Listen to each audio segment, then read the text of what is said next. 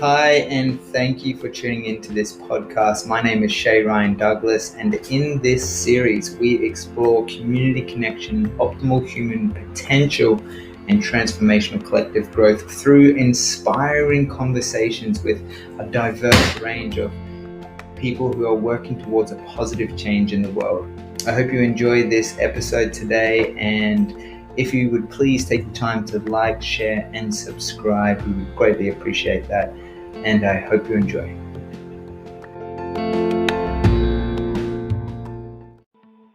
Hey guys, welcome back to another episode of the Wholesome Living Podcast. Today I'm super excited. I got Mr. Dr. Espen coming up all the way from the Gold Coast. I love it. It was about a year ago, May 2019. You're in Cairns, up in the hometown, up in the tropics here, and I came to your quantum experience, the seminar, and I was blown away, man. You just captivated. Everything about you was just magic, you know, just full of energy, full of light, full of real truth in the message that you were bringing, and I was super inspired by it. And I've been since that time just tracking with you and following your journey. You're a ninja warrior in Australia, which is awesome. It's so inspiring to see.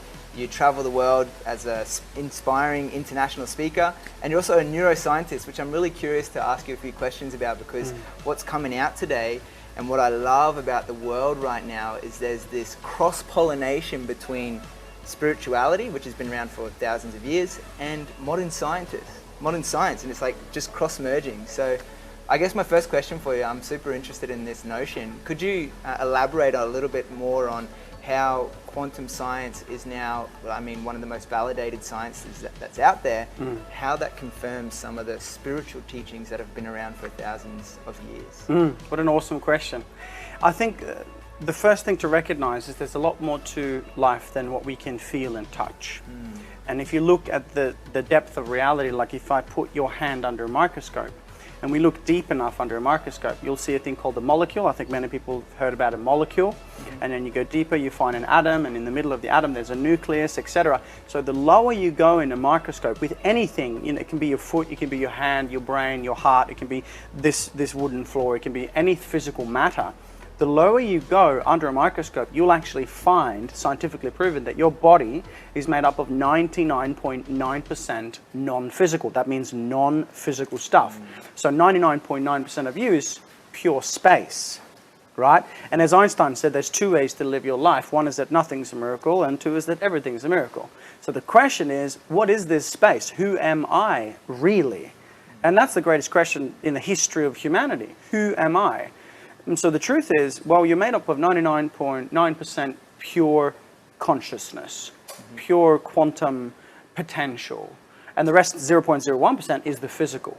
So when you take that quantum science, which has now been proven for 102 years since Max Planck won a Nobel Prize for this kind of work, and you look at Eastern philosophies and ancient scriptures, you'll see that this has been around for a very long time. It's not new. In fact, it's a universal truth. It's always been.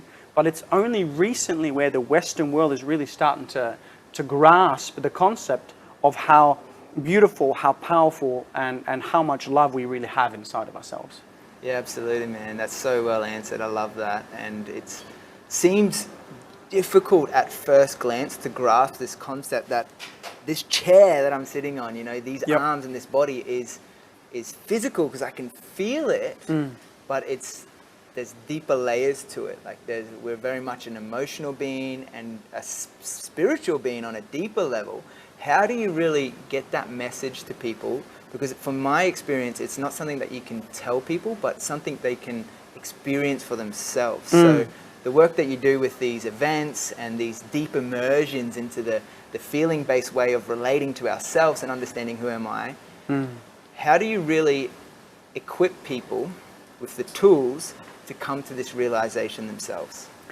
One answer: questions. Ask yourself quality questions.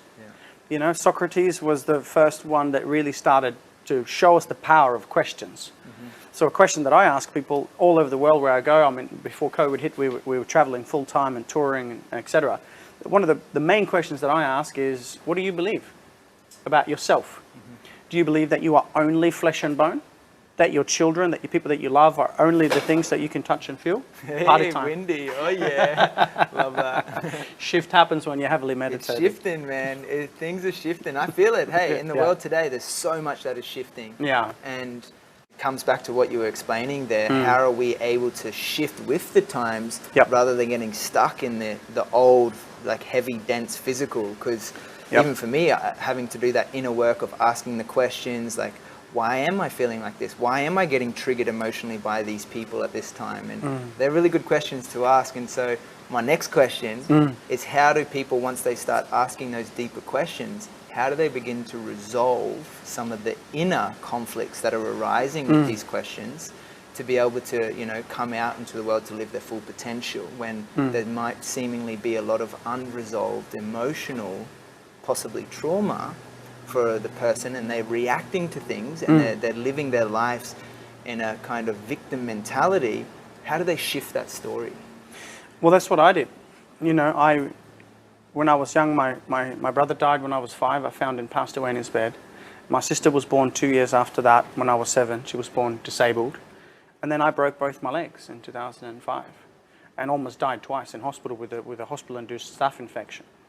So I had to go through many of these journeys myself to be able to find these answers. And my message to the students, to our students and to the world is really, you don't need to wait for that deep level of trauma in order for you to transcend. You don't need to wait for that level of suffering until you step into the new quantum you.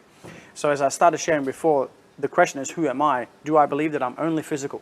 Do I believe that I'm only flesh and bone? Do I believe that this world is only the things that I can touch and feel? Or do I perhaps believe that I am something more than that? You know, something, if you believe that there's a spirit or a soul perhaps inside of your body, or that's who you really are, that's two very different paradigms. So the first paradigm is, if I'm only physical, which we know now through science that we're actually not, if I'm only physical, well then everything is separated. And this is really important to understand, because at the moment in the world we are being forced into separation.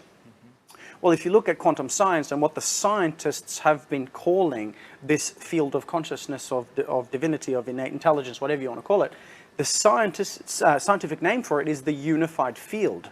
So the unified field. So what we come to see, if we believe that we are only physical in nature, then the world is separated and will never feel whole and complete within. Nor will we be able to find the answers to heal within, because we are only physical and we seek then stimulus and solutions externally. And I always say, for those who don't go within, they go without.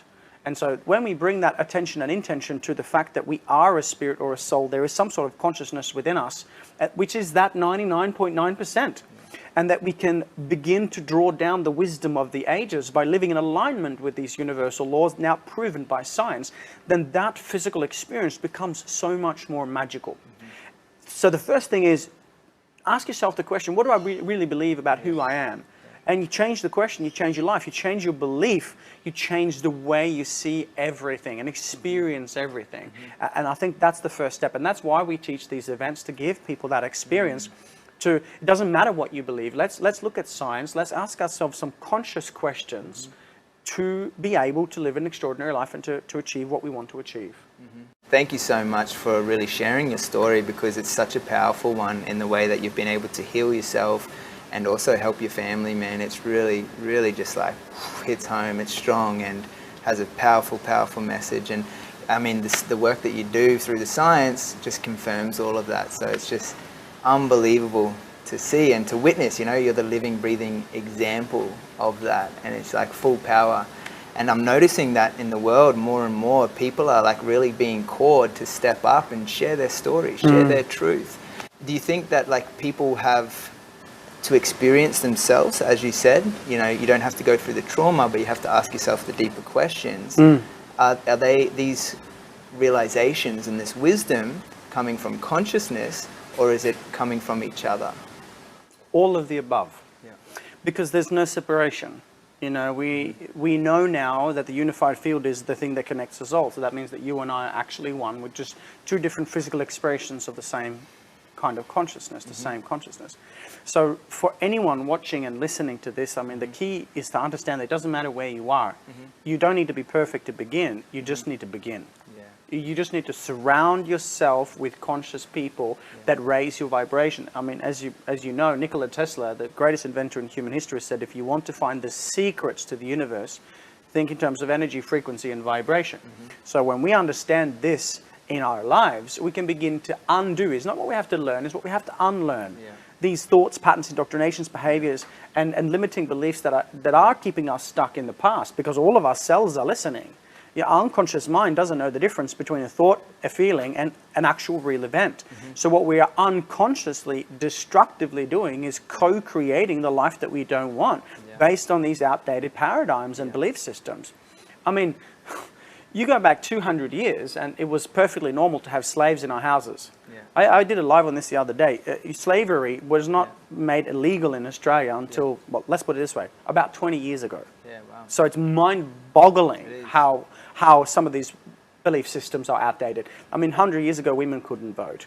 You know, so it's fair to say that, you know, what's been done before doesn't work in this time. And I think our children and children's children will look at us and go, holy moly, what were they doing? So this science is emerging. It stands the test of time. It is the bridging of the gap between, you know, as we talked about Eastern philosophy or ancient philosophy with the Western science, and is undeniable. So the more we look external for answers, the more we're going to suffer.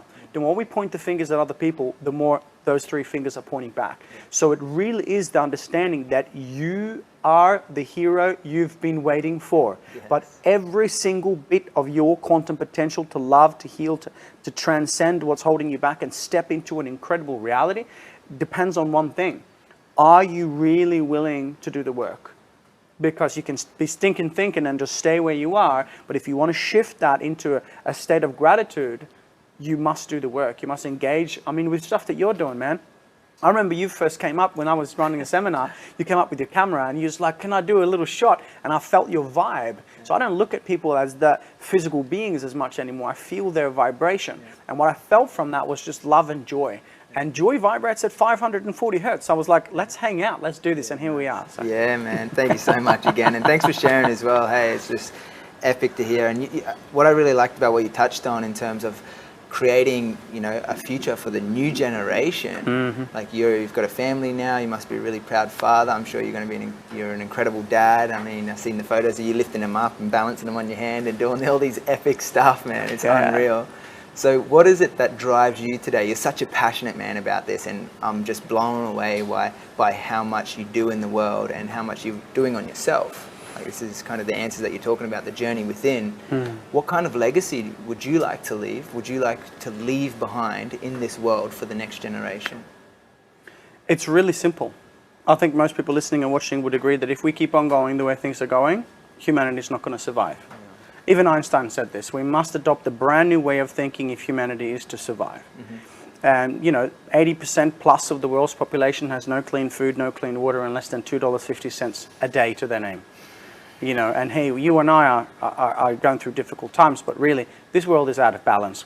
Having said that, on the greater sphere of things, when you look at consciousness, there is nothing missing. Everything is exactly where it needs to be. I believe right now we're in a major transition. I believe we're coming into a new time, a new era, and this new time, a new era is going to take a lot of individual responsibility. Because at one stage we all have to, you know, face our maker and go back into the field or home or wherever you want to call it. And at that point, I wish to place my hands on my heart and be able to say that I did everything I could with everything I had. You know, I lived, I loved, and I served my heart out. And it's so simple. You just start with kindness. Just more smiles, you know, like that. Just more smiles, and just be joyous. You know, don't take life so seriously. Kindness is the key. Yeah, man, I love it. It's so true. Like, just one small smile to, you know, the lady at the checkout, and it can change someone's day. It's so simple. And your day too. Yeah, absolutely. You just feed off that energy, and it lifts me up. And it's so simple. It's like, wow, it feels and you really know, good. now in media, fear is everywhere. On the Hawkins scale of consciousness, fear vibrates at 100 hertz. It's a highly destructive, dangerous vibration. That means that if you do watch the news regularly, and you might agree with me that there's a lot of fear Danger, danger, most deadliest day ever, all these things. I'm not saying it's good or bad or right or wrong. I'm just giving you a scientific principle. If you watch the fear, you are going to get sick. Excuse me, if you watch the news, you are going to get sick, which is fear. But then again, you have joy, at 540 hertz. Love is at 528. Joy is at 540. So joy vibrates at a ridiculously high frequency compared to fear at 100 hertz. So if you want to heal, if you want to, inspire your children, inspire your world, you don't have to be a scientist. You don't have to be anything. You just need a freaking smile. Yeah, that's it. And not pretend, but just find joy in the little things. Cultivate gratitude for what you've been blessed. Otherwise, you won't be receiving more to be grateful for, because you're not already grateful for what you've been blessed. Like, look at us. Wow, what a life, man. Yeah, what a world. What amazing people. What a blessing life What you is, focus on is what you get. Just navigating these times, because like you said, the news seems to be mostly focused on this fear element. And a lot of media also back that up. The papers, what's coming through a lot of the channels and YouTube and certain mainstream media focuses a lot on the doom and gloom situation of where humanity are facing. And I don't see from the mainstream a lot of possible hopeful stories out there. And which you just shared, we're living in a time that is super privileged, we've got loads of blessings to count, but there's not that focus. So how does one, outside of just switching it off, really cultivate these deep feelings of compassion and gratitude when we're surrounded with so much of a story of suffering? What an awesome question. I think the first thing to understand is that we have God within. Okay, the greater organized design, the quantum field, consciousness, the great spirit, the creator. Doesn't matter what you call this field proven by science, but we all have that within, which is the majority of who we are.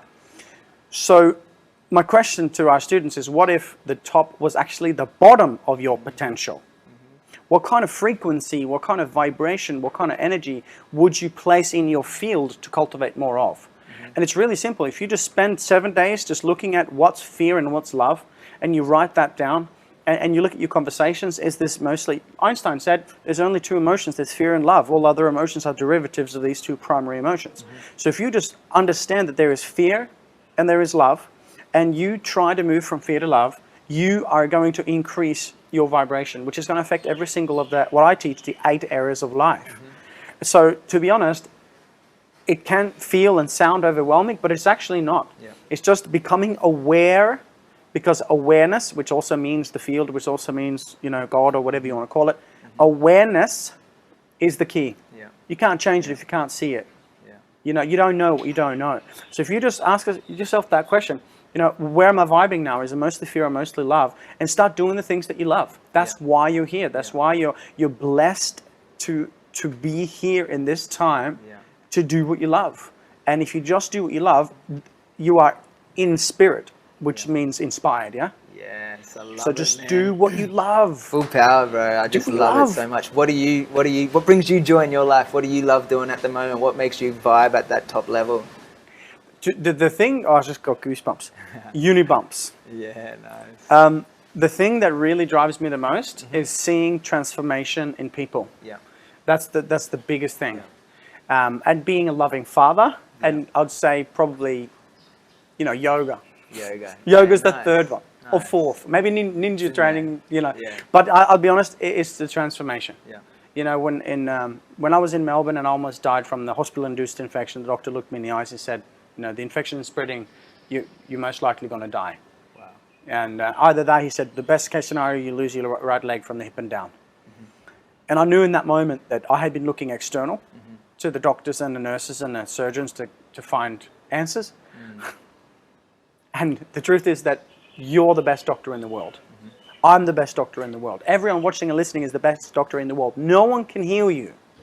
You and you alone can heal. They can assist, but you're doing the healing. You are the healer.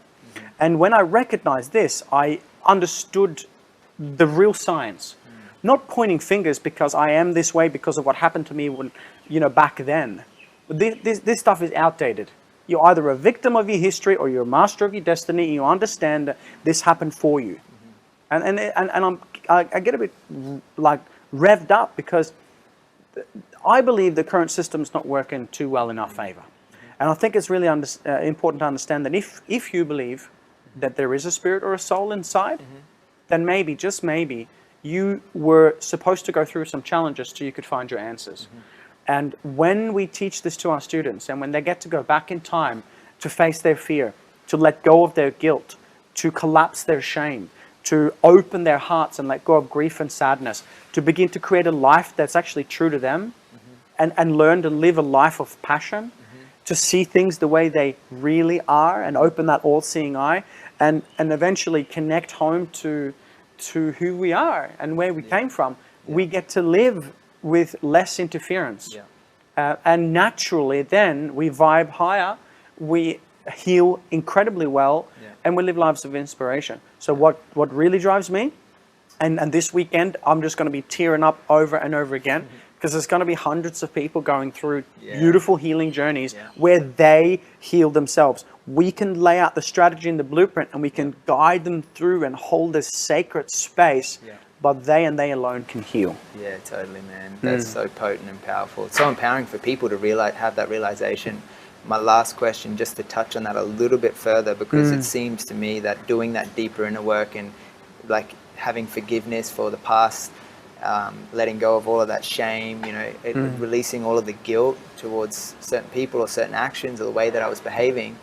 When someone's in that pit moment, and they're on their journey and they're kind of stuck in all of this deeper inner turmoil, and they feel like they have no way out, and they're maybe at their deathbed like you were, or they're actually willing to take their own life. How does one support someone like that when they don't feel like they've got the support? Amazing question. Answer number one, you don't have to do it alone. That's why we've created this quantum family. That's why we travel all over the world before COVID, and now at least where we can. And we do it online, 8 weeks to upgrade your life consciously.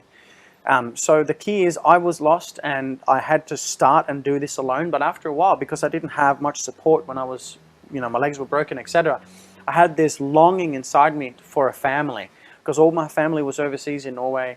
I was dying, and I didn't have much support. I didn't have any family. I had some friends, but I had just arrived in the country. I didn't know any better. So what we created was this big quantum movement.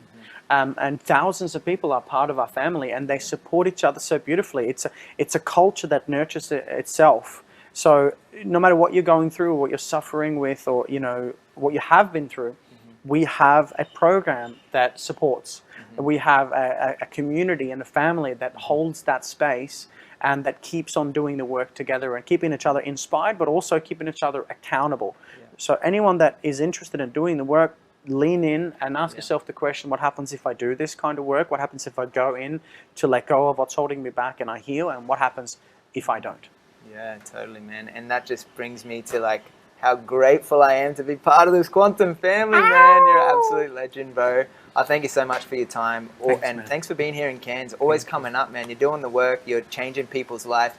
You're shifting culture on a mass scale, and it's a privilege to sit with you, bro, to be alive with you in this moment. And yeah, you just live and breathe the same air. Thank you for doing what you're doing. You're doing really exactly the same thing. And for those watching and following, stay tuned and watch this man, because you're not just doing it for you. I can sense that you're doing this for other people. And one of the highest levels of consciousness known to man is to be that soulpreneur, that teacher that does the work. And because we do the work, we have the right to share it with other people. If we don't, we just can't. And you're one of my absolute heroes. Legend. Earth heroes. Hey. Yeah, there it is, guys. Thanks so much for joining us. Awesome. Please tune in. Stay up to date with Dr. Espen's work. He's an absolute legend. See you next time. Thank you.